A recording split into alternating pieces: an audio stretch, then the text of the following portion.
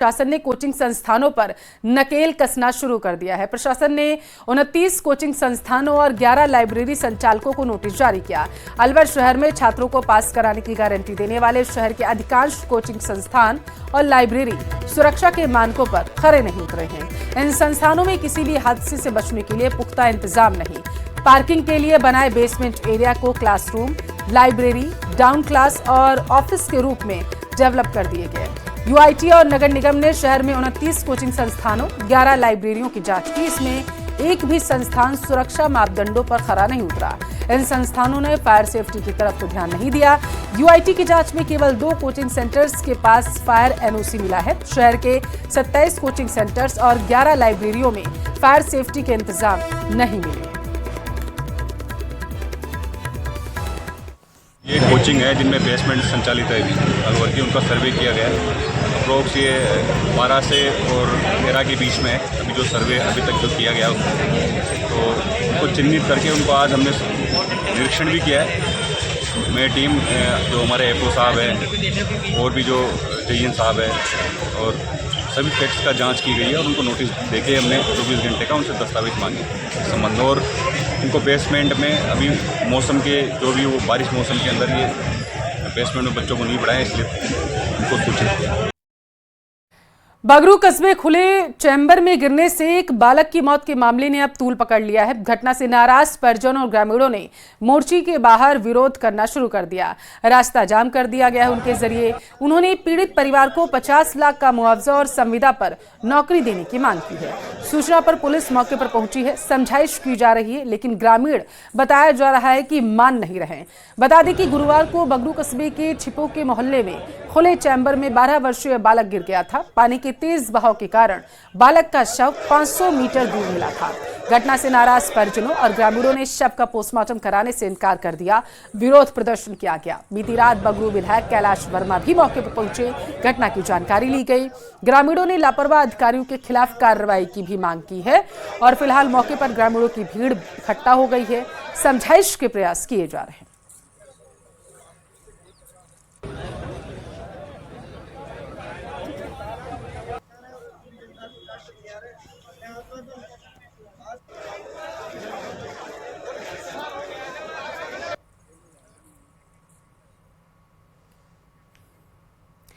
मौसम विभाग से जुड़ी इस वक्त की बड़ी खबर आप तक पहुंचाएंगे। जानकारी ये सामने निकलकर आ पा रही है कि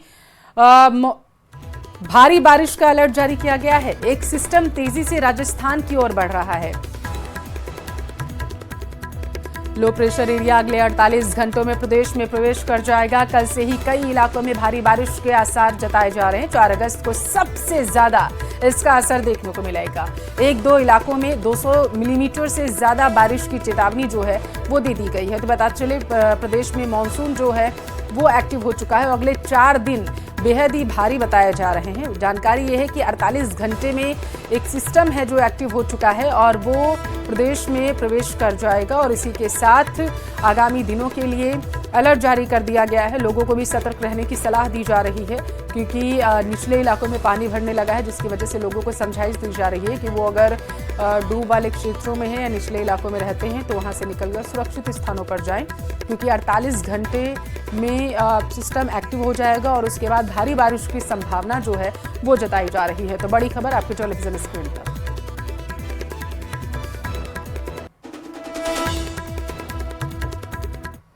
बारिश के बाद प्रदेश के अलग अलग जिले से हैरान करने वाली तस्वीरें सामने आई। इतना ही नहीं, प्रशासन की लापरवाही की तस्वीरें भी देखी जा रही हैं। इस रिपोर्ट में हम आपको कुछ तस्वीरें दिखाएंगे जहां बारिश के बाद प्रशासन गहरी नींद में कैसे सोया हुआ है और शायद किसी बड़े हादसे का इंतजार कर रहा है। समझ जाएंगे, आप रिपोर्ट देखिए।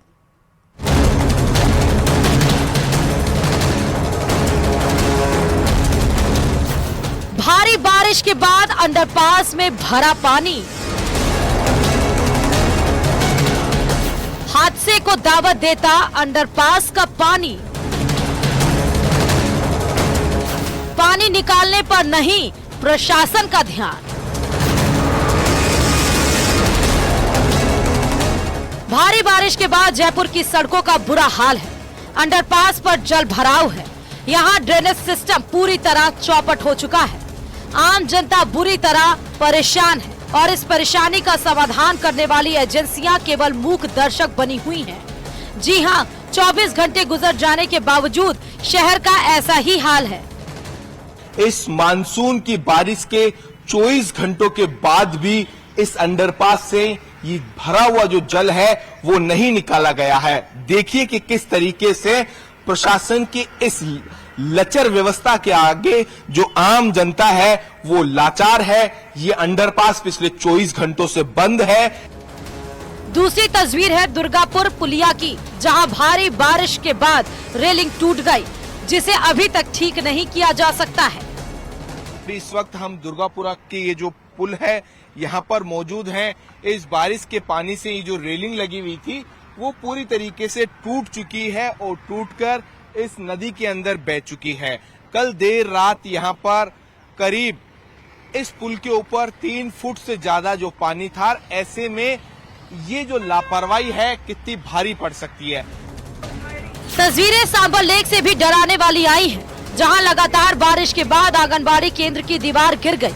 आप देख सकते हैं कि हादसा कितना भयानक हो सकता था, लेकिन गनीमत रही कि हादसे के वक्त केंद्र में बच्चे नहीं थे। स्थानीय निवासियों का कहना है कि जिस भवन में केंद्र चल रहा था वो काफी पुराना था और आंगनबाड़ी केंद्र के पीछे हमेशा पानी भरा रहता था। झुंझुनू के मुकुंदगढ़ कस्बे में भारी बारिश के बाद एक खाली प्लॉट में भरे पानी की वजह से एक मकान का आधा हिस्सा ढह गया। हालांकि इसमें कोई जनहानि नहीं हुई। मकान का एक हिस्सा ढहने के कारण उस हिस्से में रखा सामान पानी में बह गया। स्थानीय लोगों ने नगरपालिका से मकान ढहने पर मुआवजा देने और जल भराव की समस्या निपटारे की मांग की है। बारिश की वजह से इनके घर में पानी घुस गया और इनके मकान टूट चुके हैं। तो मैं प्रशासन से यही मांग करता हूं कि उनको उचित मुआवजा दिया जाए। राजस्थान में बुधवार रात से शुरू हुआ तेज बारिश का दौर अब भी जारी है। वहीं मौसम विभाग ने कुछ जिलों में तेज बारिश का अलर्ट जारी किया। मौसम विज्ञान केंद्र जयपुर की माने तो बारिश का ये दौर 5 अगस्त तक जारी रहने की आशंका है। लेकिन इन सब के बीच प्रशासन के साथ साथ आम आदमी को सतर्क रहने की जरूरत है, ताकि हादसों पर कंट्रोल किया जा सके। Bureau report, news 18 Rajasthan.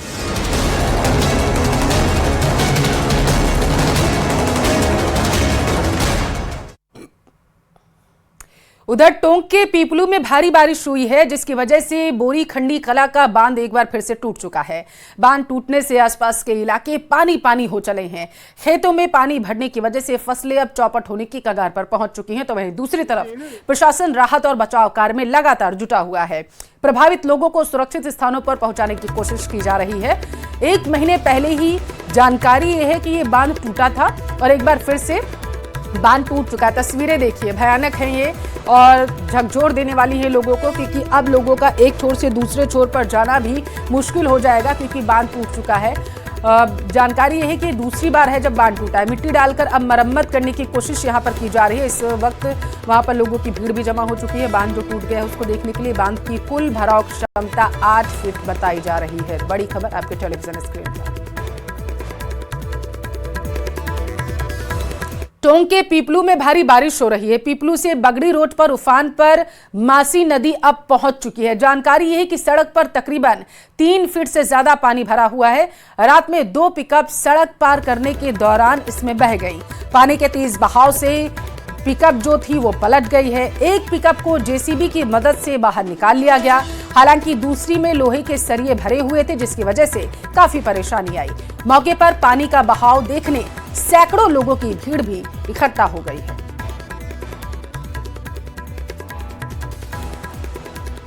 खबर जोधपुर के सेतरावा से है, जहां पर सेतरावा तहसील क्षेत्र के गांव में बरसात का दौर अब शुरू हो चुका है। आज से सुबह 4 बजे से बरसात जारी है। स्थानीय जो नाले हैं उनमें और तालाबों में पानी भर चुका है। तालाब में पानी की अच्छी आवक देखी जा रही है। खेतों में भी पानी भरा हुआ है। बारिश का दौर जारी है। 4 घंटे से लगातार ग्रामीण इलाकों में बारिश हो रही है।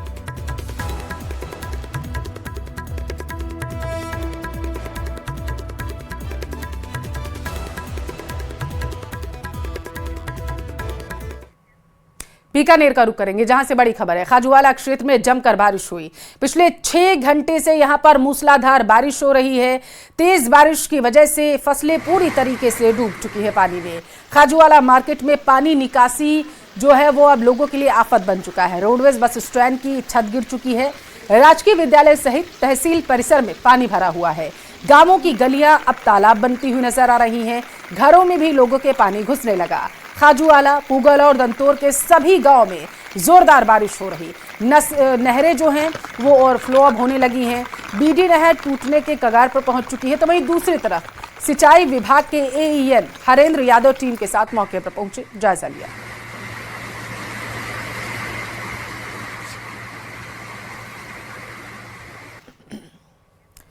बारां जिले के सीसवाली क्षेत्र में झमाझम बारिश होने की वजह से खाड़ी नदी की छोटी पुलिया पर पानी की चादर चल रही है। पुलिया के 2.5 फीट ऊपर तक पानी का बहाव देखा जा रहा है और इसके बावजूद कुछ लोग लापरवाही कर अपनी जान जोखिम में डालकर पुलिया को पार करते हुए नजर आ रहे हैं। तस्वीरों में भी आप देख सकते हैं वाहन जो है और उनके साथ लोग जो हैं वो पुलिया को पार कर रहे हैं, जो मुसीबत का सबब उनके लिए बन सकता है।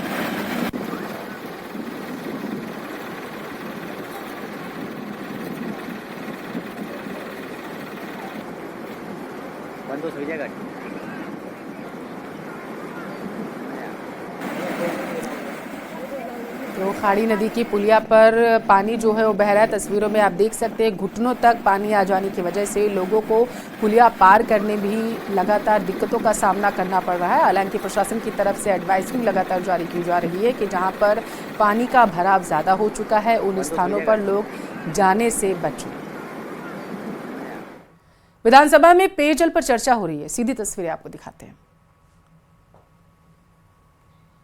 बात कही थी ना, सारा समय आप मुख्यमंत्री जी ने जो बात कही थी मैं टेबल कर दूंगा, ठीक है, जो लेटर है वो टेबल कर दूंगा। मुख्यमंत्री जी तक वो जवाब चला जाए कि वहां इस सदन के अंदर आप जो चीज बोल रहे हो ना वो सोच समझ के पढ़ के और उसके बाद बोले। ये बात मैं कहना चाहूंगा, आज पानी की जो स्थिति बन रही है, आप भ्रष्टाचार की बात कर रहे थे, जीरो टॉलरेंस की। अलवर के अंदर जिन्होंने जेजेएम के अंदर भ्रष्टाचार किया, किसी फैक्ट्री के लिए स्पेशल बताया, उन लोगों को हमने सस्पेंड किया और आप लोगों ने बहाल कर दिया। ये आपका भ्रष्टाचार के विरुद्ध टॉलरेंस है। दूसरा मैं कहना चाहूंगा, आप जल जीवन मिशन चलाने के लिए आपकी पूरा जो विभाग है उसको क्या कर रहे हो, आप क्या कर रहे हो? उसको प्राइवेट करना चाहते हो, उसको ठेके पे देने चाहते हो ताकि इन पीएचडी के कर्मचारियों को सैलरी तक समय पे नहीं मिल सके। क्यों करना चाहते हो आप इसको RWSSC को क्यों देना चाह रहे हो सब कुछ, ताकि ये लोन ले ले, कर्ज ले ले और ये काम चलता रहे? ऐसा नहीं, ये विभाग इसको मजबूत करिए। मंत्री जी, इस विभाग को कमजोर करने का काम मत करिए। पहले इस डिपार्टमेंट के अंदर पहले कर्मचारी होते थे, पूरा विभाग रहता था, पूरा मटेरियल रहता था, लेकिन आज वो स्थिति नहीं है। आज सब ठेकेदारों पे डिपेंड हो गए और आप जो बचा है उसको भी प्राइवेट करना चाह रहे हो। ये बात मैं कहना चाहूंगा, इसका प्राइवेट का अधिकारी विरोध कर रहे हैं, हम भी विरोध करेंगे। ये प्राइवेट नहीं होना चाहिए। यही बात कहता हुआ मैं अपनी वाणी को विराम देता हूं। आपने मौका दिया, बहुत बहुत धन्यवाद। आदरणीय सभापति महोदय, आज बहुत महत्वपूर्ण मुद्दा पानी का बोलने का मौका दिया। मज्जमे जल ही जीवन है, वो रही मन पानी राखी, बिन पानी सब सून। सभापति महोदय, मैं पश्चिम राजस्थान से आता हूं जहां सदैव पानी की कमी रही है। मेरा विधानसभा क्षेत्र में बोल रहे हैं, बोलते ढंग से समझ में आता। ऐसा है, मैंने जो बोला है ना, आपका मंत्री एक एक शब्द का जवाब दे देना बस। विधानसभा से तस्वीरें थी। खबरों में आगे बढ़ेंगे, झालावाड़ का रुख करेंगे जहां से बड़ी खबर है। बताया ये जा रहा है कि कालीसिंध नदी पुलिया से 3 लोगों के बहने का मामला सामने आया है। गागरोन इलाके की चंगेरी पुलिया से 3 लोग बह चुके हैं। कल शाम बाइक से पुलिया पार करने के दौरान बताया जा रहा है कि यह हादसा हुआ है, जिसमें 2 पुरुष और 1 महिला जो है वो बह गए। आज दूसरे दिन भी नदी में सर्च अभियान जो है वो चलाया जा रहा है ताकि इनकी तलाश की जा सके, लेकिन अब तक लापता तीनों लोगों का कोई सुराग नहीं मिल पाया। एसडीआरएफ, सिविल डिफेंस और मंडावर पुलिस पूरे मामले की जांच में जुटी हुई है, तलाश कर रही है। काली सिंध नदी में तीनों की तलाश की जा रही है ताकि जल्दी से जल्दी पता लगाया जा सके। तो सर्च ऑपरेशन लगातार जारी है। 3 लोग बताया जा रहा है कि पानी के तेज बहाव में बह चुके हैं, जिसकी वजह से वहां पर जवान एसडीआरएफ, एनडीआरएफ के तैनात हैं और तीनों लोगों की तलाश की जा रही है।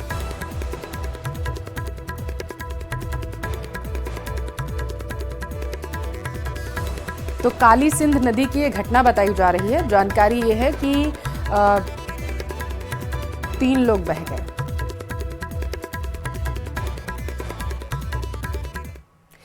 पिछले 2 महीने में 11 छोटे बड़े रेल हादसे के बीच यूपी से एक सनसनीखेज वीडियो सामने आया। इस वीडियो में रील बनाने के चक्कर में रेल ट्रैक पर ऐसी चीजें रखी जा रही हैं जिससे तेज रफ्तार में रेल के पलटने का खतरा बढ़ता जा रहा है। ऐसे ही गुलजार शेख नाम के एक यूट्यूबर को पुलिस ने गिरफ्तार किया, जो ट्रेन के सामने कभी पत्थर, साइकिल, सिलेंडर रखता पाया गया।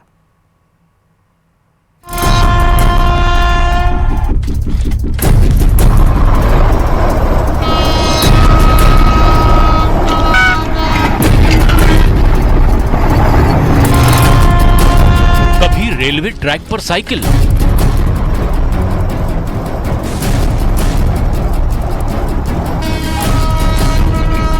कभी रेलवे ट्रैक पर गैस सिलेंडर, कभी रेलवे ट्रैक पर बड़े बड़े पत्थर,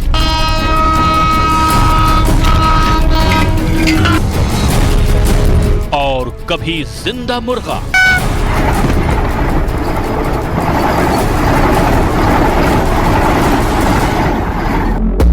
ट्रेन में बैठे हजारों लोगों की जान खतरे में डालकर ये सारी करतूत सिर्फ इसीलिए ताकि YouTube पर चंद व्यूज मिल जाएं। लेकिन इसी रील की वजह से आरोपी गुलजार शेख रियल जेल पहुंच चुका है। यूपी के प्रयागराज पुलिस ने रेलवे ट्रैक पर अलग अलग चीजें रखकर वीडियो बनाने वाले यूट्यूबर गुलजार शेख को गिरफ्तार कर लिया है। खास बात यह है कि यूपी पुलिस को इसकी खतरनाक हरकतों की जानकारी भी सोशल मीडिया के जरिए ही मिली थी। एक ट्वीट के माध्यम से प्रकरण संज्ञान में आए हैं, जिसमें गुलजार शेख नामक व्यक्ति अपने YouTube चैनल पे रेलवे ट्रैक पर विभिन्न वस्तुएं रखकर वीडियो अपलोड करता था। इस व्यक्ति के विरुद्ध में रेलवे सुरक्षा बल द्वारा एक मुकदमा पंजीकृत किया गया है 233/24। थाना नवाबगंज पुलिस द्वारा इस अभियुक्त को गिरफ्तार कर रेलवे सुरक्षा बल को सुपुर्द किया गया है व इसके विरुद्ध में अग्रिम विधिक कार्रवाई की जा रही है। गुलजार शेख की गिरफ्तारी के बाद पता चला कि वो रेलवे ट्रैक पर ये खतरनाक हरकतें लंबे वक्त से कर रहा है।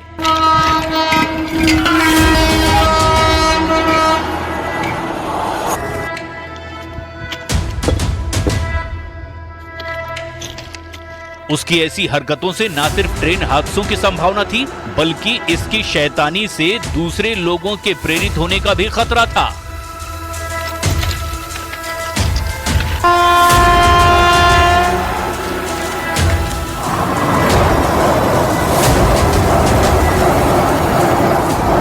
बीजेपी ने कहा कि इस बात की भी जांच होनी चाहिए कि कहीं ये रेल ट्रैक को उड़ाने की साजिश तो नहीं थी।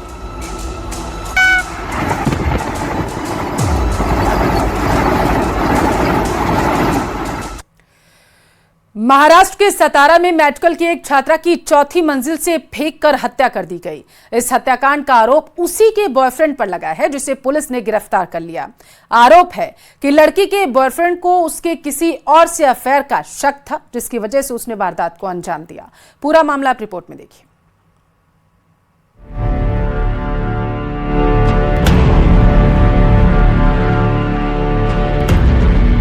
आरुषि सिंह की हत्या सिर्फ इसलिए हुई क्योंकि उसके बॉयफ्रेंड ध्रुव को शक था कि उसका अफेयर कहीं और है। बस इसी शक ने मेडिकल के एक छात्रा की जान ले ली और मेडिकल के छात्र को हत्यारा बना दिया।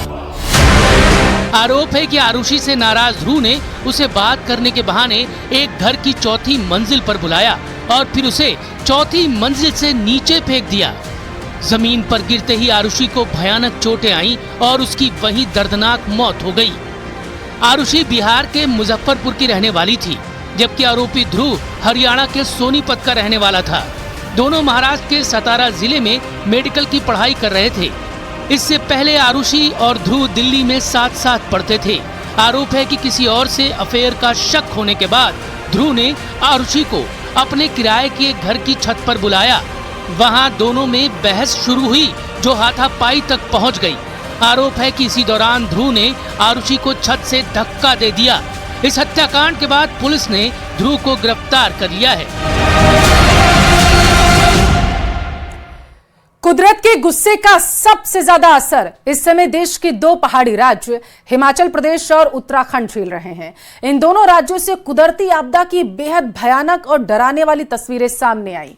चाहे केदारनाथ हो या फिर कुल्लू मनाली, आसमानी आफत ने ऐसा तांडव मचाया कि हर तरफ त्राहिमाम मचा है।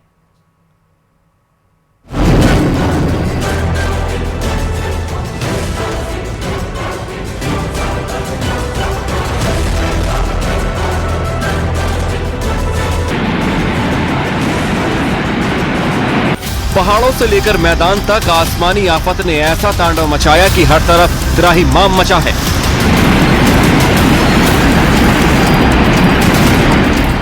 देश के अलग अलग हिस्सों से प्रकृति के तांडव की भयावह तस्वीरें आ रही हैं, जिन्हें देखकर आपका दिल दहल जाएगा।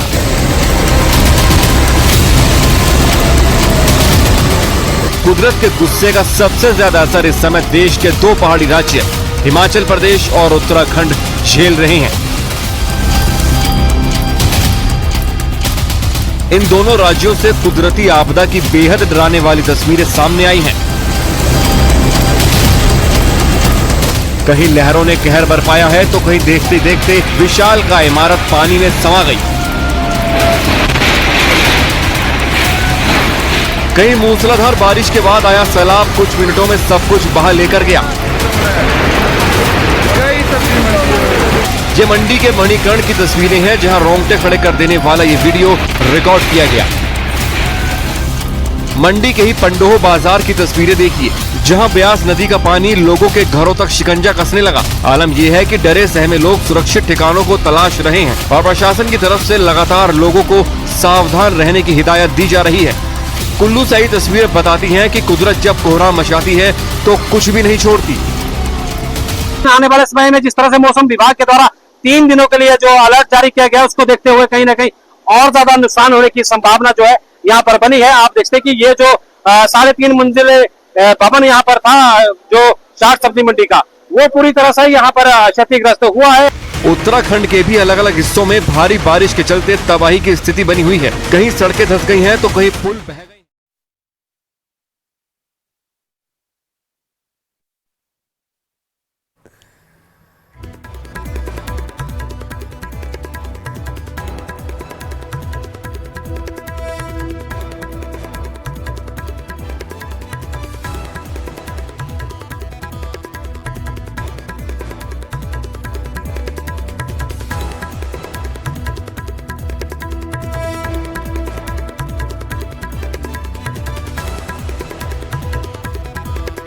तो ये सीधी तस्वीरें आपको दिखा रहे हैं, सीएमआर से सीधी तस्वीरें हैं, जहां पर सूबे के मुखिया सीएम भजनलाल शर्मा अधिकारियों की बैठक ले रहे हैं। तमाम मुद्दों को लेकर के उनसे चर्चा की जा रही है, फीडबैक लिया जा रहा है। बताते चले आपको कि बीते दिनों सीएम भजनलाल शर्मा ने वीसी के जरिए अधिकारियों से मीटिंग की थी और किस तरीके से आपदा में लोगों को सुरक्षित रखा जा सके, उसको लेकर के मीटिंग की गई थी। लगातार सूबे के मुखिया बैठक करते हुए नजर आ रहे हैं और आज ये बेहद महत्वपूर्ण बैठक। और यहाँ वक्त है एक छोटे से ब्रेक का, जल्द हाजिर होंगे।